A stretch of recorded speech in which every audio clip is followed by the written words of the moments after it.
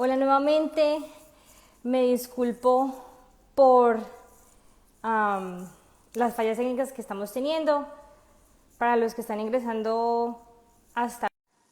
Eh,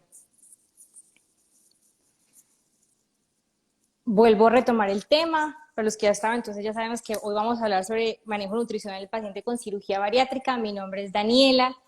Eh, ya veo que se pudo conectar Ana Milena. Eh, ya te presento. Estamos haciendo fallas técnicas, pero no, ya estamos acá y ya lo vamos a hacer. Entonces, para los aquellos que no saben lo que es la cirugía bariátrica, como dije, son unas técnicas quirúrgicas que se realizan en los pacientes con obesidad porque se ha demostrado que tiene una eficacia bastante alta para lograr esa pérdida de peso deseada en los pacientes. Hay diferentes tipos de cirugía bariátrica o hay diferentes tipos de técnicas quirúrgicas, entre ellas están las restrictivas, las malabsortivas y las que son mixtas, es decir, que tienen tanto restricción como malabsorción. Y ya que hay ese cambio en la anatomía del tracto gastrointestinal del paciente, y por ende va a llevar a menos cantidad de comida que puedan consumir, procesos de mala absorción que pueden llevar, por ende, a deficiencias nutricionales. Entonces, el manejo nutricional es un manejo muy especializado y para eso está aquí, para explicarnos Ana Milena Forero, que la voy a presentar. Eh, Ana Milena es nutricionista, dietista, graduada de la Universidad Javeriana de Bogotá.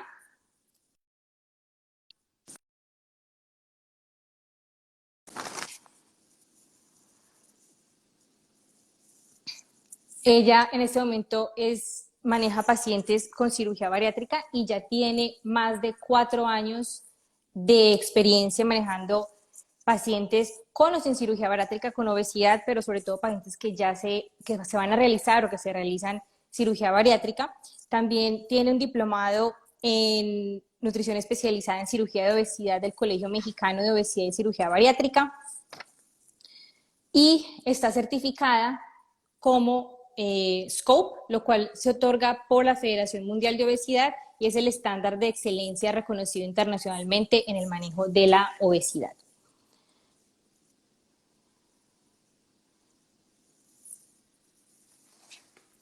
Eh, Ana, ¿me escuchas? Sí, sí, sí, Listo, ahí te escucho. Bueno, entonces para empezar, vamos como a poner como escenarios, tanto el escenario preoperatorio como el escenario posoperatorio.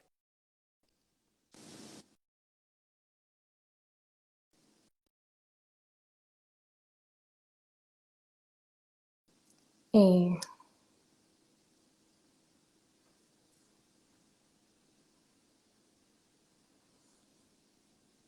Definitivamente, no sé, la perdí también otra vez.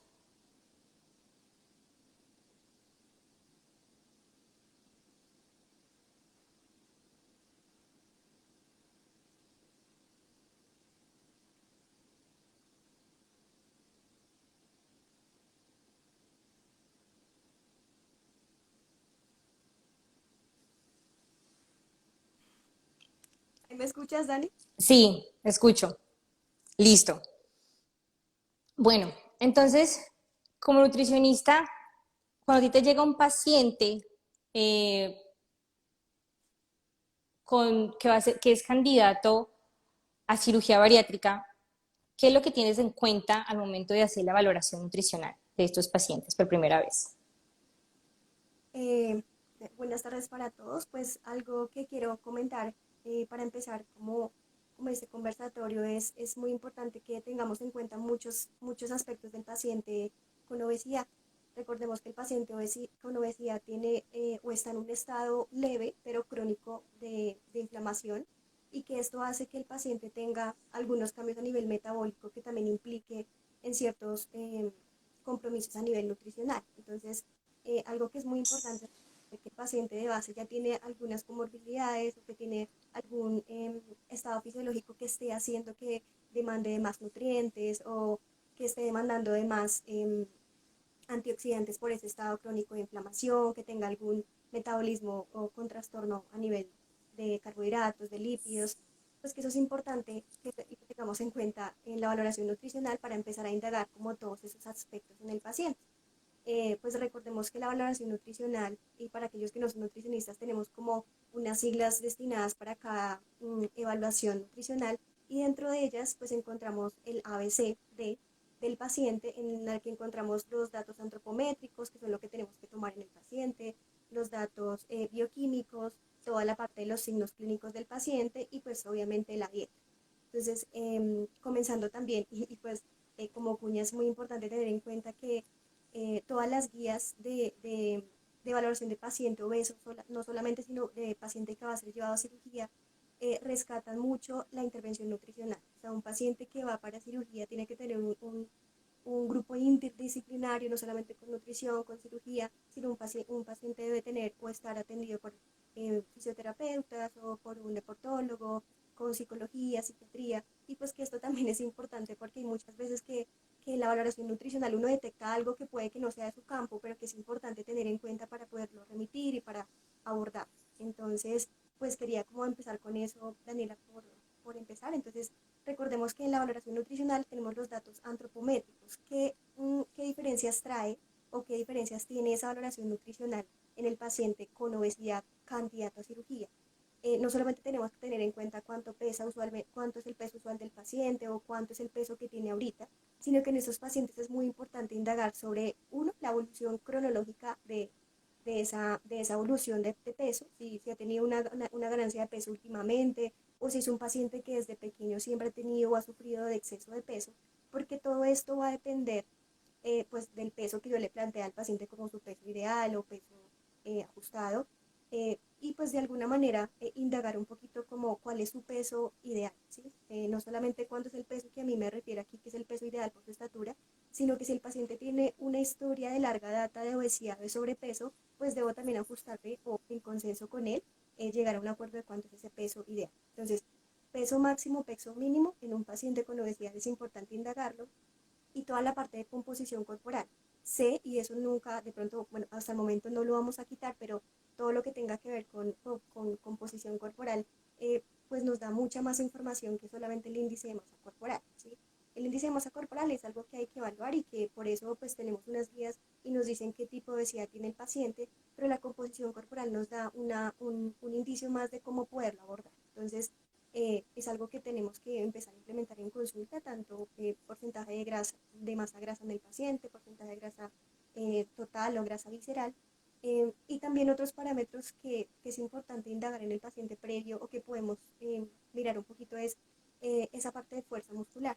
Recordemos que a largo plazo uno de los riesgos más crecientes es la desnutrición proteica en paciente bariátrico, entonces si podemos tomar de pronto fuerza de agarre, hacer algunas de pronto técnicas, sé que por consulta de pronto es muy pequeña, pero la dinamometría es algo que es fácil de hacer y que pues nos da unos datos muy importantes para poder comenzar con el paciente. Entonces eso en relación a la parte antropométrica.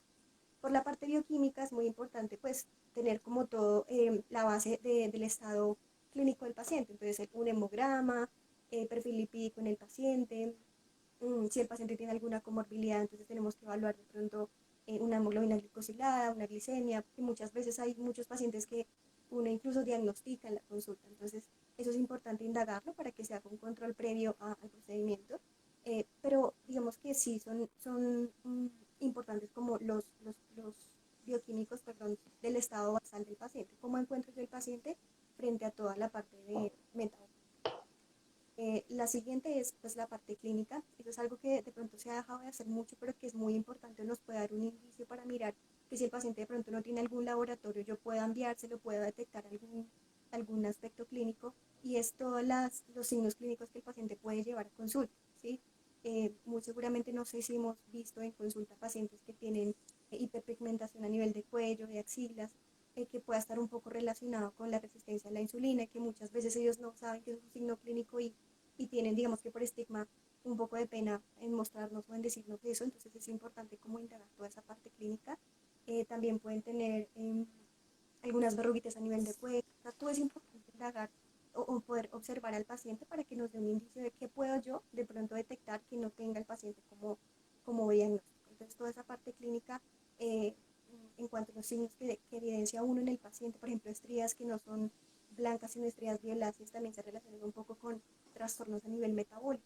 Entonces, la valoración clínica en el paciente no solamente dejarlo ahí detrás de un consultorio, de un escritorio, sino poder revisarlo, evaluarlo y pues poder como indagar un poquito más en eso. Entonces vamos a B, C, la parte de clínicos y la parte dietaria, pues que claramente en la parte nutricional se indaga mucho más y uno puede tener como un amplio aspecto, mirar cómo el paciente come, ¿sí? De qué forma, cuál es su patrón de alimentación, en qué frecuencia tiene fracciona su alimentación, si tiene ayunos prolongados, si es un paciente que de pronto tiene algún trastorno alimentario, que no sé, de pronto nos indague en la parte médica, pero pues que desde la parte nutricional uno puede mirar todos esos aspectos y que de alguna manera esa parte clínica, esa parte dietética, perdón, hace de alguna forma que el paciente también tenga las deficiencias que puede llegar a presentar, ¿sí? Entonces, es un paciente que de pronto tiene un alto consumo de ciertos alimentos, que es muy característico de pronto en este tipo, de ultraprocesados, pero un bajo consumo de alimentos fuentes de vitaminas, de minerales, y que por eso mencionaba ahorita Daniel al principio sobre el estado crónico en el que está el paciente, porque digamos que muchos estudios relacionan un poco ese estado crónico, hace que el paciente incluso sienta gusto por comer ciertos alimentos porque está en un déficit de micronutrientes, pero está en un exceso de otros. Entonces lo que hace el cuerpo es como incluso tratar de compensar esos, ese consumo de alimentos. Entonces lo que tenemos que evaluar es también patrones de alimentación, eh, y pues bueno, hacer el cálculo del consumo. Eso es algo que es muy importante en los pacientes con obesidad y es que a veces subestiman su consumo calórico. Es importante también poder evidenciar de pronto otro tipo de patrones en su conducta alimentaria que nos puedan ayudar pues en la parte de educación alimentaria y nutricional, que no solo tenga que ver con cuántas calorías debe consumir el paciente, sino qué hábitos puede empezar desde ahora a cambiar. Sí, excelente. Toda la información que nos acabas de dar. Definitivamente ese ABC se tiene que hacer muy completo y uno se lo puede saltar. Algo de lo que y quisiera preguntarte es, de esos bioquímicos, ¿cuáles son aquellos que adicional a lo que uno considera normal, ¿no? Que el perfil lipídico, que un hemograma, que estudios de la glicemia, pero adicional a eso que se requiera tal vez hacer a la medida que se pueda de una forma preoperatoria para determinar si hay algún tipo de deficiencia o no antes de la cirugía. Eso es importante pues digamos que es una de las diferencias en una consulta de pronto de otro tipo de paciente. Y en esos pacientes, como les mencionaba al principio, tienen alguna prevalencia de presentar deficiencias por su estado de exceso en el tejido adiposo, ¿sí? Entonces, muchos de esos pacientes tienen algunas deficiencias y las que más se reconocen a nivel de la evidencia es déficit de vitamina D, por ejemplo, vitaminas del complejo B y hierro, pero pues digamos que muchas teorías explican que no solamente se relaciona de pronto con la ingesta del paciente o por su estado per se, sino por otras cosas externas que el paciente presenta. Entonces, alrededor de un 83%, Daniela, presentan deficiencia de vitamina D y estas vitaminas usualmente digamos que están reconocidas en deficiencia en estos pacientes, pues digamos que hay varias teorías, pero hablan de una especie de secuestro de esa vitamina D en el tejido adiposo. Recordemos que la vitamina D, pues a pesar de que la consideramos una vitamina, pero debería ser más una hormona porque interviene en muchas cosas, es una vitamina liposoluble. Esto hace que a nivel de tejido adiposo ella tenga como más afinidad hacia ese tejido y pues digamos que disminuya la concentración en plasma, pero a nivel de tejido adiposo se adhiera. Entonces hay disminución en sangre también por eso y que muy posiblemente pacientes a largo plazo que empiecen a tener una disminución en su reducción, perdón, en el porcentaje de grasa, pueden incluso solo con reducir el peso llegar a aumentar un poco esa vitamina D. ¿Sí? En relación a otras deficiencias, por ejemplo, del complejo B o otras vitaminas que son hidrosolubles, nos relatan que puede ser asociado a ese estado crónico de inflamación. Y lo que hace es una especie de hemodilución que disminuya en sangre o en plasma estos niveles. Claramente que no es solamente por el estado del paciente, sino que como mencionábamos tenemos que tener en cuenta la ingesta del paciente u otro tipo de patrones que, pues, que nos lleven no solamente a pensar que, que tenga hemodilución, sino que pues seguramente con la ingesta también podemos ver estas deficiencias. Y digamos que en cuanto, no sé qué tan común es, tú dices que la vitamina D, el hierro, las vitaminas del complejo B se deberían medir antes a la medida que se pueda porque son comunes de encontrar. Pero ¿qué tan común es encontrar un paciente con deficiencia de proteína? Sí, porque como lo dices tú, se refiere a la obesidad como algo en exceso, pero a pesar de que estén comiendo tal vez en exceso, ese macronutriente puede también estar como en déficit y se mide. Es usual medirlo antes de la cirugía y cómo sería el manejo. Bueno, algo que procuramos en lo posible es tratar de mandar dentro de los paraclínicos unos que aborden un poco como ese estado a nivel nutricional y proteico. Y pues digamos que los que más se usan en la práctica clínica es la albúmina. Digamos que yo sé que en paciente hospitalizado de pronto no es un patrón para hablar del diagnóstico nutricional o el estado nutricional del paciente, pero digamos que sí hay ciertos pacientes, no es una cantidad grande, pero alrededor de un 13% de pacientes obesos ya viene con un déficit proteico y esto digamos que lo podemos medir a través de la albúmina en estos pacientes que de pronto no son agudos, que no tienen de pronto alguna fase aguda por alguna injuria o algo en general, sino que van a consulta. em, y pues adicional con los parámetros a nivel antropométrico. O sea, si vemos en antropometría de pronto que el paciente tenga disminución del porcentaje de masa muscular o la fuerza de agarre esté por debajo del corte para su edad, pues es importante como abordarlos. Pero digamos, es poco común, pero hay pacientes y esos pacientes son unos pacientes de los que tienen un riesgo mucho más alto de presentar complicaciones postoperatorias. Entonces, se debe intervenir, a pesar de que la población es poca, se debe, uno, identificar y dos, pues intervenir en el preoperatorio. Ok, me escriben ahí que se escucha un poquito bajo, en caso de que puedas hablar un poquito más duro, Ana.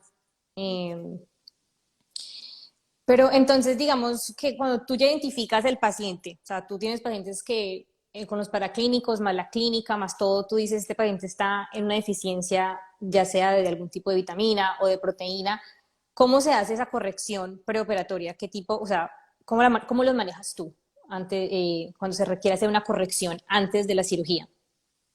Digamos que eso también es importante en el rango en el que se encuentre de pronto ese déficit.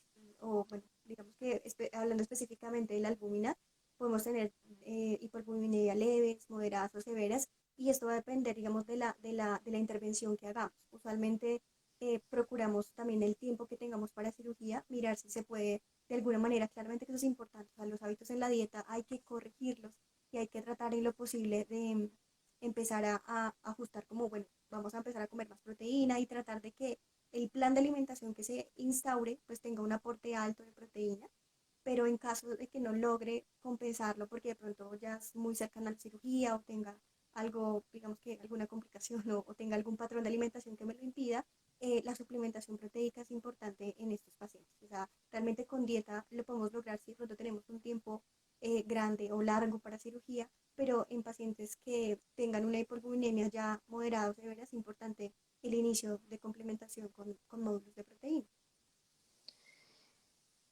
Y buenísimo esa información. Tú mencionabas que dependiendo del tiempo de la cirugía, o sea, si tenemos un paciente que lo operan en 4 semanas o que lo operan en un mes, perdón, o en 2 meses, ¿cómo entonces ahí, cómo sería el tipo de dieta o el tipo de alimentación que se instaura para lograr los objetivos preoperatorios, que ya ahorita quiero que me menciones cuáles son esos objetivos, pero entonces, ¿cómo sería el plan de alimentación o cómo lo manejas? Bueno, digamos que hay varias formas en que se instauran en las guías de los beneficios que trae pues, el proceso de pérdida de peso previo. Desde la experiencia lo que procuramos es que sea un periodo corto de tiempo, alrededor de más o menos de 2 a 4 semanas, con dietas muy bajas en calorías y pues bueno, que se vayan como ajustando entre bajas y muy bajas en calorías.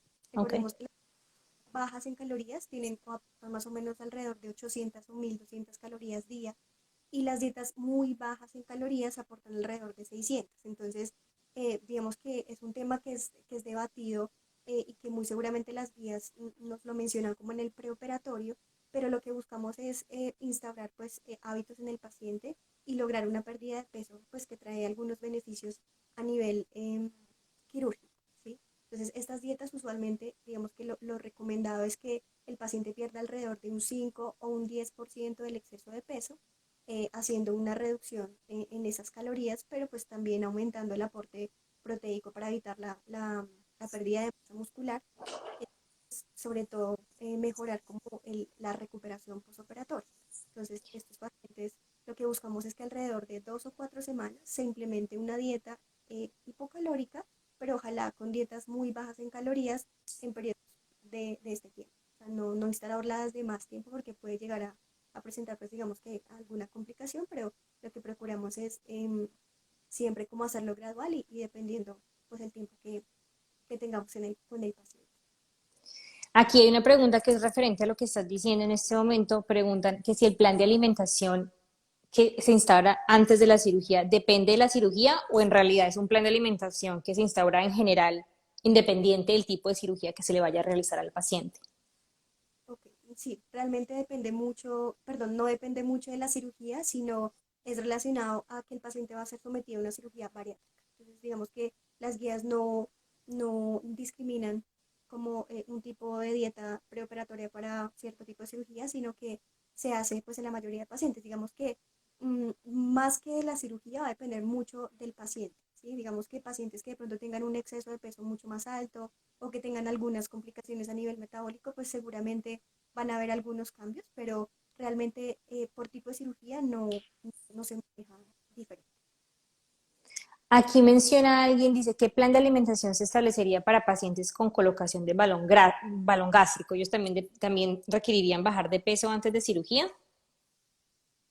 Bueno, digamos que el balón gástrico no es como tal un procedimiento quirúrgico, sino es un procedimiento, digamos que endoscópico y algo que procuramos en lo posible digamos que sí manejar un poquito la preparación de cirugía, pero puede que no sea tan larga como en un paciente con cirugía bariátrica, Mm. más o menos alrededor de 2 semanas como máximo, como para preparación, pero sí es diferente a un procedimiento quirúrgico como la cirugía bariátrica. Sí, ya porque el balón como tal no hace una modificación quirúrgica o sea, valga la redundancia, sino que simplemente la colocación de ese cuerpo extraño dentro del estómago para que el paciente se sienta más llenito. Eh, Aquí preguntan también, todo está relacionado con lo que estás diciendo, ¿recomiendas en esta etapa prequirúrgica los batidos de proteína en reemplazos de alguna comida? Bueno, digamos que esto sí es algo que se ha usado mucho realmente y es porque facilita como la adherencia del paciente. Entonces, lo que te mencionaba, como son dietas muy bajas en calorías, muchas veces los sustitutos de alimentos o complementos ayudan a que el aporte nutricional que tú le estás planteando al paciente se cumpla con este tipo de productos. Entonces, digamos que una de las dietas, aparte de las bajas en calorías, muy bajas en calorías, eh, sí se han hablado mucho de los sustitutos de comidas o de reemplazos de los tiempos de comida por complementos nutricionales completos, pero con un alto aporte de proteína, eso sí es Proteína. importante.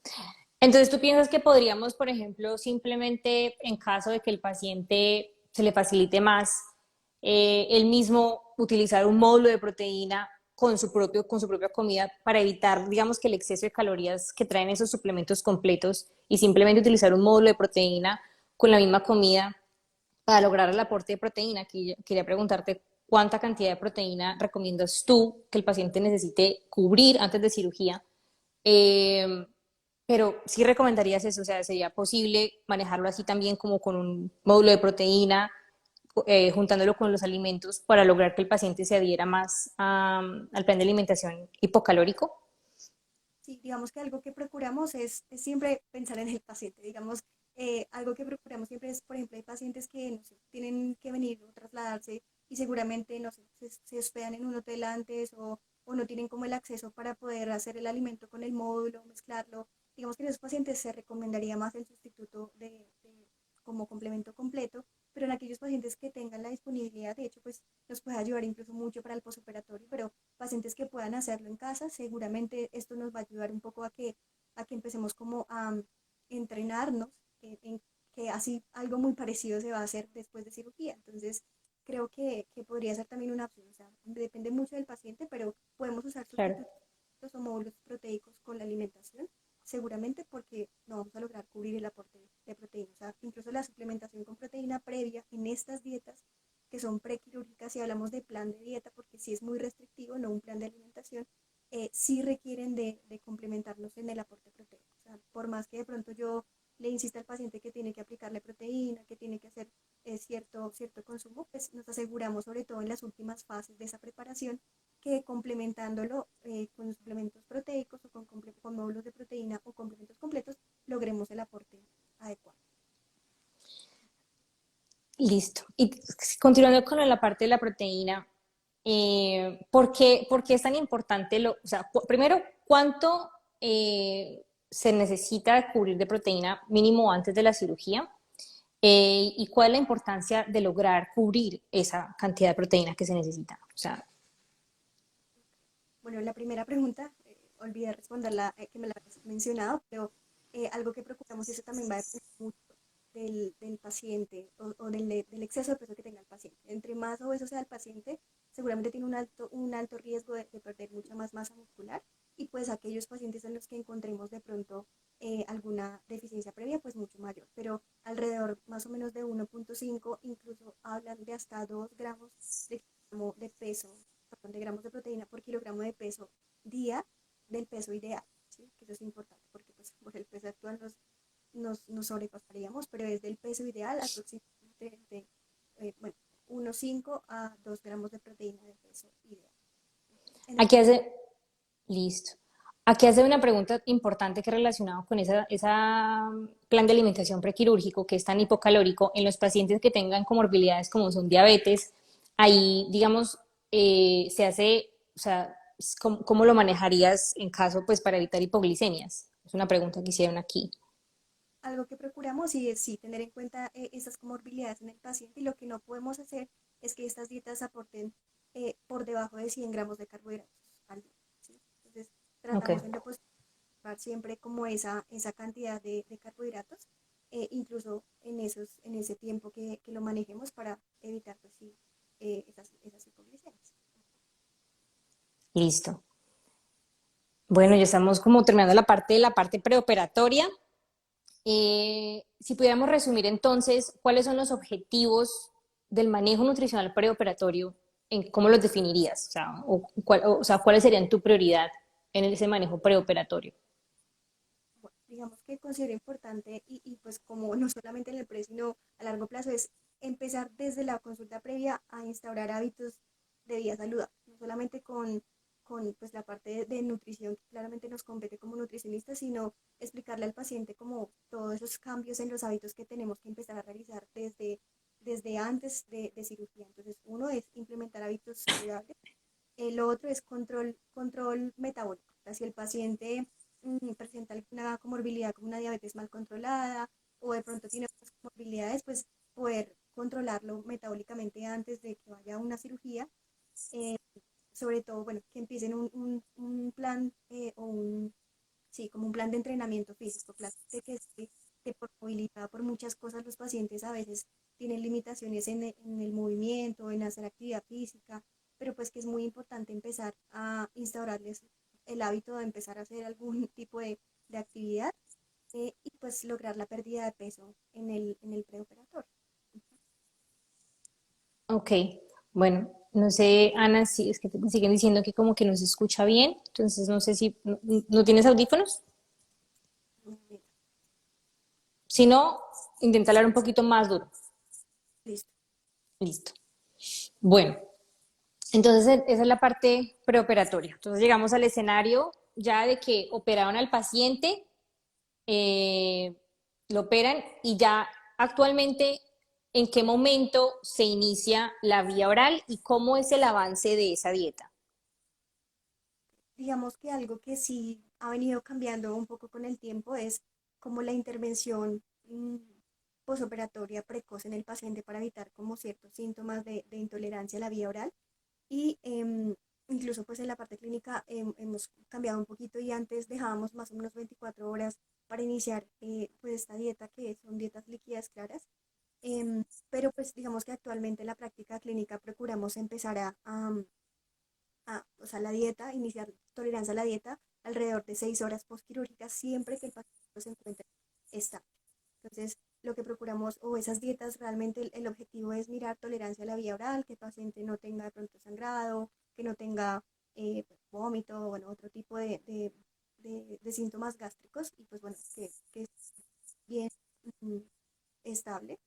Y alrededor, pues digamos, eso es el objetivo posoperatorio, que hagamos la introducción como más rápida porque hay mucho más riesgo de presentar otro tipo de complicaciones. Entonces, más o menos la dieta líquida clara que es libre en azúcares, libre en cafeína, libre en bebidas carbonatadas, y claramente que eso sí depende un poquito de la cirugía digamos que la técnica quirúrgica de cada cirujano, pero pues digamos que la reducción del tamaño del estómago también depende mucho de la cirugía pues la obesidad del paciente. Entonces, sí es importante que procuremos que sea fraccionada. Entonces, no es una dieta de pronto líquida como la previa, que es a libre demanda, sino que son más o menos alrededor de 3 a 4 onzas de dieta líquida clara, más o menos cada 2 horas en el paciente. Entonces, ¿cuánto dura la dieta clara? Alrededor de 2 o 3 días máximo. Y empezamos al tercer día ya a avanzar la dieta con dietas líquidas totales, con algunas restricciones para evitar síntomas gastrointestinales.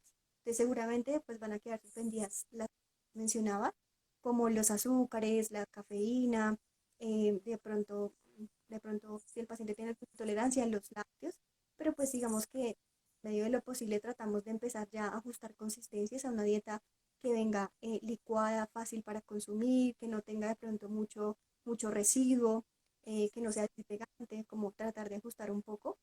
Y esta siguiente dieta, que es la líquida total, podría durar más o menos unos 10 a 15 días, también dependiendo de tolerancia, ¿sí? Eh, bueno, esto es alrededor de unas 10 a 15 días y posterior a eso, con tolerancia, iniciaremos ya dietas un poco más espesas, como por ejemplo em, el puré. O sea, realmente es como más en consistencia y en tolerancia al paciente que vamos a empezar a restringir o no cierto tipo de alimentos. Ok, y más o menos al cuánto tiempo posoperatorio se dice que ya el paciente logra pues tener una dieta relativamente normal en consistencia, que ya incluye todos los alimentos, más o menos, al cuánto tiempo posoperatorio. Bueno, digamos que eso también depende mucho del paciente, pero yo creo que alrededor entre el primero y el tercer mes. O sea, digamos que cumple el tercer mes, porque incluso en consulta uno ve que en el primer mes posoperatorio hay pacientes que parece que no los hubieran operado en el sentido de que no presentan ningún síntoma gástrico, pero eso también nos da un indicio de que están haciendo bien o están siguiendo muy bien su plan de alimentación, pero yo me atrevería a decir que dependiendo también del paciente, podría, digamos que consumir algo ya más ya del posoperatorio. Bueno, se está cortando un poquito. Bueno, en mi caso yo escucho un poquito entrecortado, pero vamos a mirar a ver si continúa así. Eh, ya explicas entonces lo de la dieta y entonces al cuánto tiempo o en qué momento se inicia la suplementación para el Bueno, paciente. eso es algo importante y realmente igual que se debe hacer de manera precoz.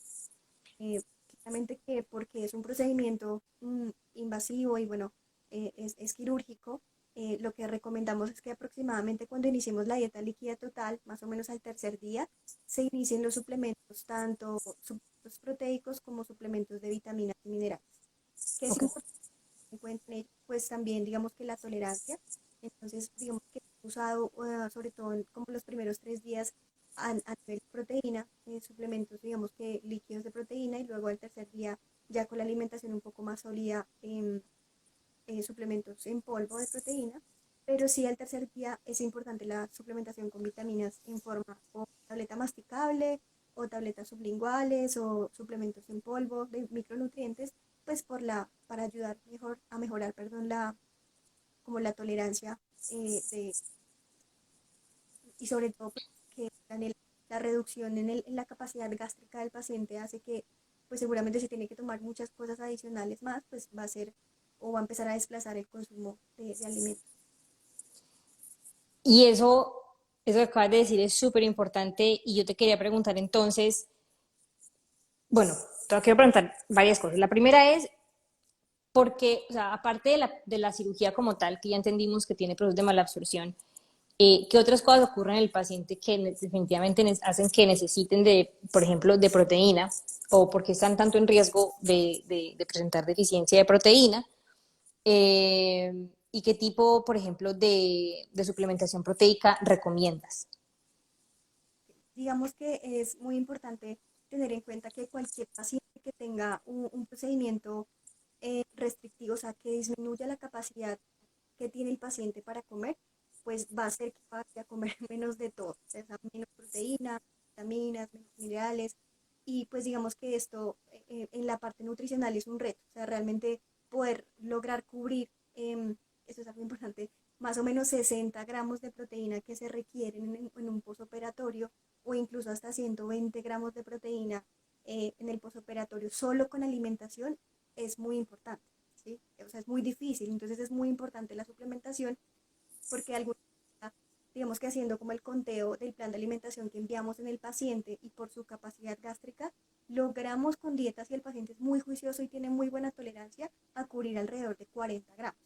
Ok. Entonces, lo que es la proteína, pues eso también depende qué tan grande es el paciente, con qué grado de obesidad inició el paciente, porque muy seguramente el paciente pues con superobesidad seguramente no serán 60 gramos, sino tendré que darle por ahí 100 o 120.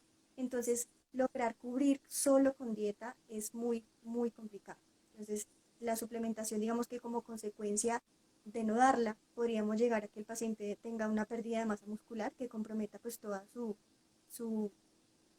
bueno, todo su estado fisiológico, eh, pues que la vean deficiencias en los problemas a nivel de, de signos clínicos de deficiencia nutricional. ¿Y ahí qué tipo de módulos proteicos recomiendas, teniendo en cuenta lo que acabas de decir, como evitar que se desplace, o sea, sabemos que entonces con la comida tal vez no sea suficiente, pero si damos ciertos tipos de suplementos, tal vez se desplace la comida, entonces también tenemos riesgo de que el paciente no coma. Entonces, en ese caso, ¿qué tipo de módulos de proteicos? Porque al final las vitaminas tal vez no desplacen tanto la comida al ser tal vez una tableta o algo así, pero como tal, un módulo de proteína que sí puede llenar al paciente. Entonces, ¿tú qué tipo de módulos recomiendas? Digamos que hay diferentes módulos proteicos. Esto va a depender mucho pues, de la tolerancia en el paciente, pero encontramos suplementos a base de aislado de suero de leche o de caseína, de soya, y pues realmente lo que buscamos es que la proteína sea de alto valor biológico, ¿sí? Cuando hablamos de alto valor biológico es que tenga tanto aminoácidos esenciales como aminoácidos no esenciales, que usualmente en suplementos, fuentes de origen vegetal, pues digamos que quedan en déficit ciertos aminoácidos esenciales que nos tocaría como suplementar o suplir, porque no logro solo con ese suplemento proteico a base de vegetal cubrir esos aminoácidos esenciales pues necesarios para la respuesta inmunológica, la respuesta de secreción. Entonces, digamos que la recomendación es que sea una proteína de alto valor biológico, em, que cuente, bueno, claramente con todos los aminoácidos esenciales y pues eso depende el tipo. O sea, lo que te mencionaba ahorita es que cuando ya pasamos a dietas que son un poco más em, espesas o más sólidas, lo que procuramos es tratar de cargar ese alimento que el paciente se come en nutrientes. Entonces, si yo me suplemento proteico en polvo, lo que hago es que puedo mezclar de pronto, no sé, un suplemento que venga sin sabor para poderlo mezclar con algún alimento y que sea más fácil o tolerable para el paciente y de pronto pues, no cansarlo siempre de un mismo sabor, pero pues lo que te mencionaba al principio también depende mucho si el paciente de pronto tiene que trasladarse, le queda complicado hacerlo, pues muy seguramente va a ser más fácil, eh, fácil de preparar diferentes en los alimentos. Ok, ok. Eh, en cuanto a la parte, tú en las consultas los pacientes llegan a ti a hacer, o sea, durante el seguimiento. Tú los ves cada cuánto y digamos que qué tienes en cuenta en cada consulta para evaluar que no hayan deficiencias, que se esté adhiriendo al plan de alimentación, qué tipo, digamos, de cambios haces en las dietas en caso de que encuentres algún tipo de deficiencia y hasta qué momento, bueno, eso ya sería como la última pregunta que quiero hacerte, es hasta qué momento el módulo de proteína se necesita dar en un paciente con cirugía bariátrica. Bueno, algo importante y es que también va a depender mucho del paciente, pero lo que procuramos y digamos que lo que recomiendan y lo que hacemos también es tratar de verlo, sobre todo en los primeros meses, un poquito más seguido. Entonces, hay una valoración que se hace como a los 8 días de cirugía, que pues digamos, si el paciente tiene alguna duda o relacionado con la parte dietética, pues hacemos como nuevamente una nueva asesoría después del postoperatorio y un seguimiento al mes de cirugía. Lo que hacemos es que por el primer año el paciente se ve cada 3 meses y después de ese primer año se ve más o menos cada 6 meses por el segundo año. Entonces, lo que sobre todo como en los primeros meses, los primeros 3 meses es donde el paciente tiene una pérdida de peso muy grande y si bien no quiero decir que no es importante la suplementación en tiempos más largos, sobre todo esos primeros 3 meses el paciente tiene una pérdida de peso muy elevada o muy exacerbada. Ujú. Los 3 meses el paciente puede aprovechar como toda la pérdida de peso y que evaluamos sobre todo en el primer control es, bueno, la parte dietética, entonces volvamos nuevamente al ABCD y es tratar de mirar la parte dietética, entonces mirar que lo que yo le instauré en el plan lo esté cumpliendo, ¿sí? La cantidad que está consumiendo, el aporte de proteína en cada tiempo de comida principal, porque muchas veces ellos por intolerancia entonces prefieren mejor no como la proteína y más bien me voy comiendo los carbohidratos, me empiezo a comer las verduras, porque seguramente a eso es a lo que tienen más tolerancia, pero hay que ser muy, muy enfáticos en empezar a mirar qué tolera el paciente, qué no tolera para poder, digamos, que darle un indicio de, o poderle dar una educación de qué manera puede implementar este consumo proteico. Y adicional, se está evaluando, que no es lo único, pero la pérdida de peso en el paciente, ¿sí? Digamos que no hay unas guías que nos mencionen cuánto debe estar perdiendo el paciente en cada control, pero algo que procuramos es que teniendo en cuenta el peso antes de cirugía, más o menos alrededor de un 20 o un 30% de peso, del exceso de peso, perdón, el paciente pierde en su primer mes de cirugía, ¿sí? Pero hay pacientes que tienen un índice de masa corporal mucho más alto, seguramente que me pierda un 20% podría ser algo adecuado, o si es un paciente de pronto con una obesidad grado 2 puede que sea un poquito eh, más alto, ¿sí? Pero lo que procuramos es, uno, que el paciente no se esté quedando corto en la pérdida de peso. Muchas veces pasa que el paciente, como no puede comer cosas sólidas, empieza a comer muchas cosas líquidas, de pronto muchos jugos, entonces puede que visualmente no pasa muchas calorías, pero en el consumo que uno busca, en el aporte calórico, en el aporte de todo, seguramente va a representar cierto tipo de calorías que nos estén impidiendo la pérdida de peso correcta en el paciente.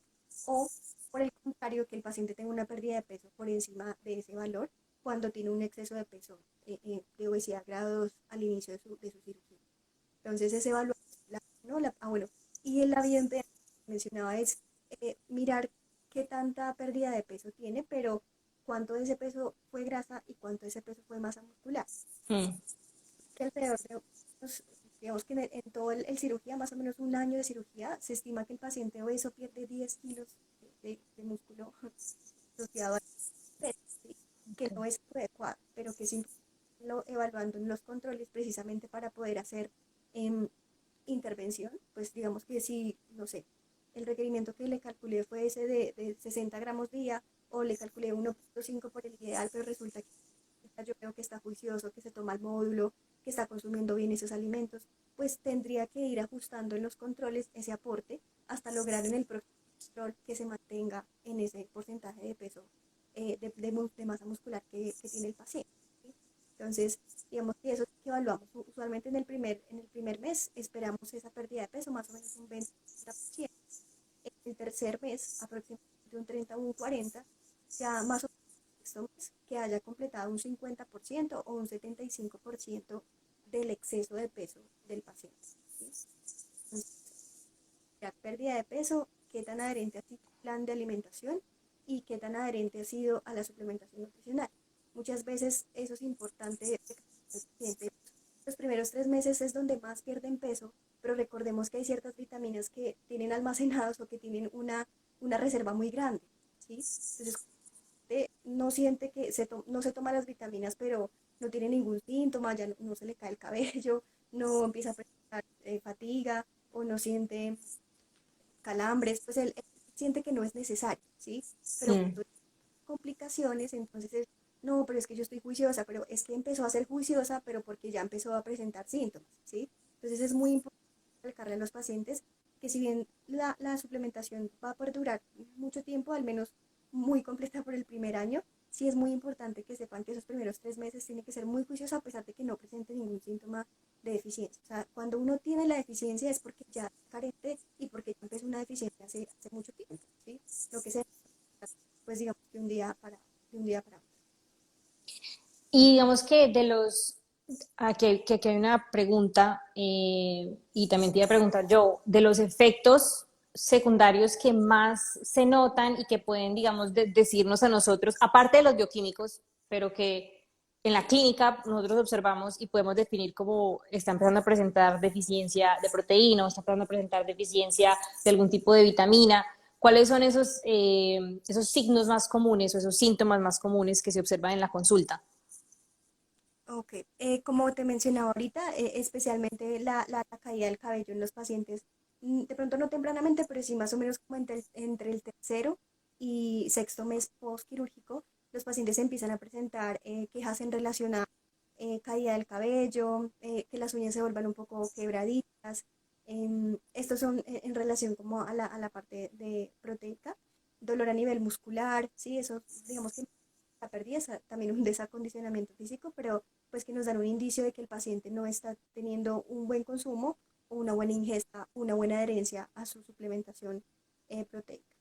En relación vamos a vitaminas del complejo B, especialmente todo lo que tiene que ver con la parte a nivel nervioso, entonces que haya adormecimiento en los pies o calambres, muchas veces digamos que aunque son ya cuando son muy crónicas, pero que pueden tener algún impacto a nivel nervioso, temblores pues que no se puedan explicar de otra forma, también están relacionadas un poco con esa deficiencia y pues que empiecen a presentar, no sé, por ejemplo, se llama quelitis angulares, especialmente como que tengan algunas lesiones a nivel de la boca o de la lengua. También podemos pensar en ciertas deficiencias pues a nivel nutricional. Bueno, toda la información que nos has dado en este momento y ya para terminar es muy valiosa. El audio se escuchó un poco bajo, pero así como para resumir en cuanto, y ya para terminar, entonces el objetivo posoperatorio o digamos en lo que tú te enfocas constantemente cada que ves a un paciente, ya sea el primer mes, tercer mes, ¿cuáles serían esos objetivos que constantemente se tienen que tener en cuenta al evaluar, reevaluar el paciente? Bueno, como lo mencioné ahorita, uno es, bueno, la pérdida de peso, que mencioné de primera es lo más importante, o que se adhiera a la suplementación nutricional, ¿sí? Que es importante en esa suplementación y algo que de pronto mencionaban anteriormente es que no solamente basta de pronto con un suplemento multivitamínico que nos aporte todo, sino que especialmente cirugías malabsortivas pueden tener un aumento en los requerimientos de calcio, de hierro, de vitamina B12, que de pronto con un suplemento convencional no logramos cubrir, ¿sí? Entonces, que no solamente sea adherente a que se tome el módulo proteico o que se tomen los multivitamínicos, sino que de pronto también sea adherente con estos otros micronutrientes adicionales que logremos, pero, perdón, que le coloquemos en el posoperatorio. Entonces, es adherencia a la suplementación nutricional como segunda medida. Y el tercero, especialmente que sea juicioso con la parte de la alimentación, ¿sí? Muchas veces lo que te menciono, ellos ven pérdida de peso incluso comiendo lo que coman, ¿sí? A pesar de que no se la pérdida de peso continúa. Entonces, es muy importante recalcarles que la adherencia al plan de alimentación no solamente para lograr la pérdida de peso que están logrando, sino para mantenerla después de que ha logrado el 100% de la pérdida del exceso de peso. Listo. Bueno, damos por terminado entonces este live. Eh, sí, muchísimas gracias, Ana, por esa información tan valiosa. Si hay alguien aquí en la audiencia que tenga preguntas para Ana, para que pueda responder dudas, otras preguntas con respecto al manejo nutricional del paciente con cirugía bariátrica, ya sea en el preoperatorio o en el posoperatorio. Vamos a dar un tiempito para que nos hagan las preguntas o si no, ya hemos terminado el live de hoy. Y espero que haya sido de mucha ayuda. El live va a quedar grabado para los que lo quieran reescuchar. Entonces vamos a ver si hay algún tipo de preguntas.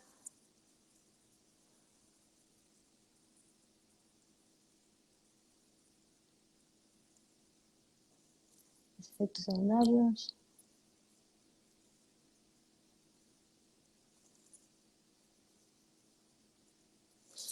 Bueno, acá hay una pregunta que nos dicen, en caso de que el paciente presente, o sea, que estés avanzando en la dieta y presente algún tipo de intolerancia y que no se pueda como continuar el avance que tú esperas, ¿cómo se manejaría entonces ahí el paciente? Bueno, algo que procuramos en lo posible bueno, tratar de indagar qué síntomas presenta el paciente.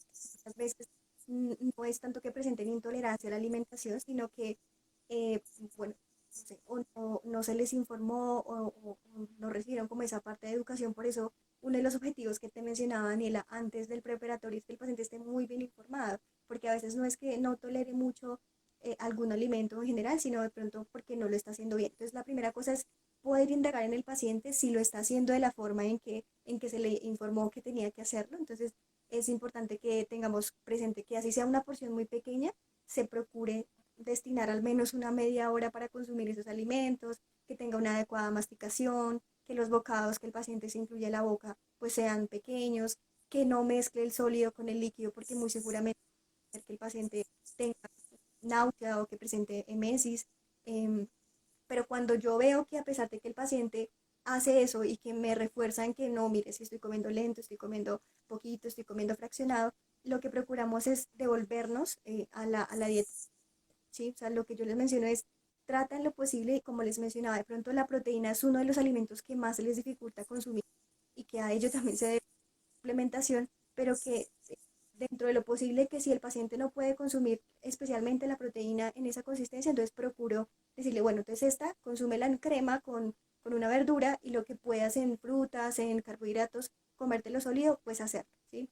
Porque muchas veces completamente la dieta líquida, a veces el paciente de pronto tiene tanto tiempo con dieta líquida que es difícil como que vuelva y se adapte a la dieta sólida.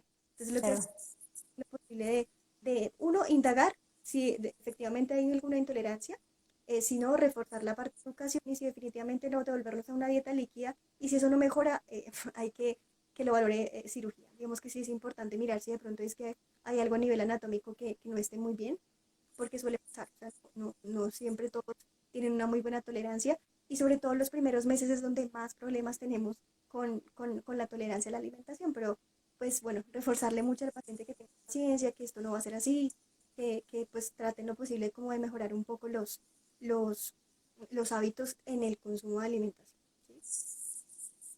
Perfecto. Bueno, aquí preguntan, ¿con base a cuántas calorías se elaborarían los planes de alimentación más o menos? El pre en el post. No especifica, pero si quieres nos recuerdas la cantidad de calorías que nos mencionaste para el pre y más o menos en el post, cuántas calorías más o menos se logra calcular para esos pacientes.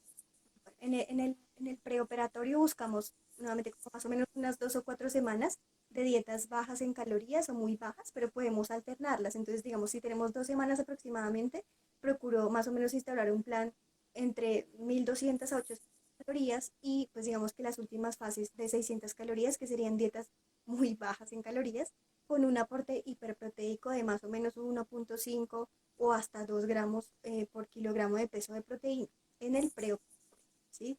Y en el posoperatorio, como bien lo decías, Daniela, es lo que el paciente también pueda consumir, pero los planes alrededor del preoperatorio como inmediato, en dietas líquidas, alrededor de unas también 600 o 800 calorías, pero es muy difícil en ellos avanzar muy rápido. Entonces, más o menos entre 600 800 al menos por el primer mes, y podríamos pensar entre 800 y 1000 como entre el tercero y sexto mes para que al finalizar tengan una dieta de aproximadamente 1200 o 1500, que sería como lo máximo que de pronto podría consumir el paciente pues con un antecedente de cirugía bariátrica.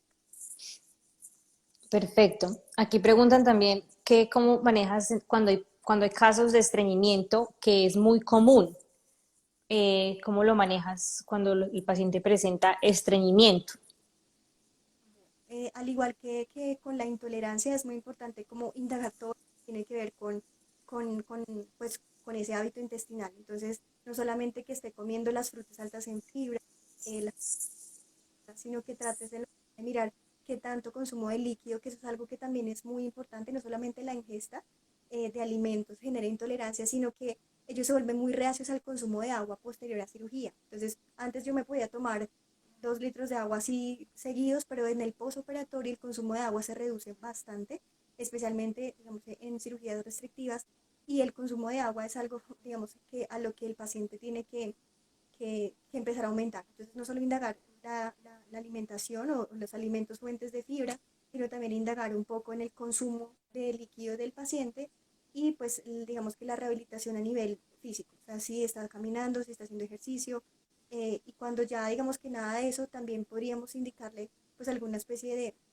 de fibra que también mezcle de pronto con los alimentos líquidos que el paciente está consumiendo, pero explicarle que el hábito intestinal del paciente post cirugía puede variar. O sea, el paciente puede que todos los días y pues por su alto consumo tenga deposiciones diarias, incluso 2 o 3 veces, pero en el posoperatorio por el bajo consumo su hábito intestinal puede ser más o menos cada tercer día, ¿sí? O sea, como que es importante explicarles en ese momento que su hábito puede cambiar, pero pues tratar de en lo posible que si ya persiste, pues pueda indagar en que tenga un consumo de líquidos de alrededor de 1000 o 1500, que se aumenta ese requerimiento de líquido posterior a cirugía, que esté haciendo actividad física y pues poder implementar en ellos algún tipo de fibra en las preparaciones que consume líquidas durante el día.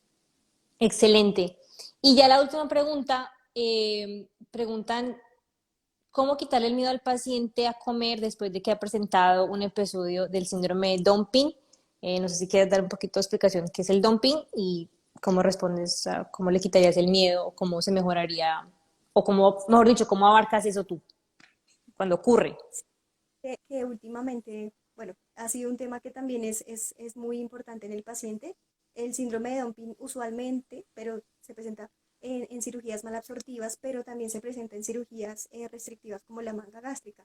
Y pues digamos que en resumen lo que pasa es que hay un aumento, digamos, de un aumento de la osmolaridad a nivel intestinal que hace que tengamos ciertos síntomas a nivel gástrico, como hipoglicemias, sudoración, el paciente siente como mareo, ganas de desmayarse, y es porque hay una rápida absorción de esos nutrientes. Puede ser que no siempre pase con alimentos hipercalóricos como azúcares o cosas así, sino con otro tipo como un jugo muy dulce, por ejemplo un jugo de mango o algo así, que no necesariamente tiene que tener azúcar, pero que su concentración o su osmolaridad es bastante alta, y esto genera ciertos síntomas en el paciente. Y pues sí, digamos que una de las cosas que es muy importante es que el paciente ya después de que come eso no quiere volverlo a consumir, especialmente pasa con las frutas. Entonces, ¿de qué manera abordarlo? Es lo que les mencionaba pronto ahorita, es tratar de explicarle que no es algo que vaya a perdurar, y que la intervención nutricional, sobre todo en el síndrome de Dumping, es como la principal intervención y la primera. O sea, entonces, tratar en lo posible de mirar qué cambios en la alimentación él puede implementar y asegurarle que si hay alguna combinación de alimentos que pueda realizar o, digamos, o restringir que puedan evitarle este síndrome, pues le da un poquito la tranquilidad de tú darle opciones que sí, esto sí, pero esto no, ¿sí? Entonces, decirle esto no puede, esto no puede, esto no puede, sino tratar de decirle, ok, esto no puedes, pero lo puedes cambiar por esto otro. O sea, como tratar de darle opciones al paciente para que sienta la confianza de que si con eso no lo presenta, pues va tomando un poquito más de confianza en el consumo de los alimentos. Bueno, yo dije que era la última pregunta, pero aquí entró una muy importante y es ¿en qué momento se puede iniciar actividad física posoperatorio más o menos? O sea, preguntaron por la manga gástrica, pero en general, después de la cirugía bariátrica, el paciente ¿cuándo puede iniciar actividad física y qué tipo de actividad física?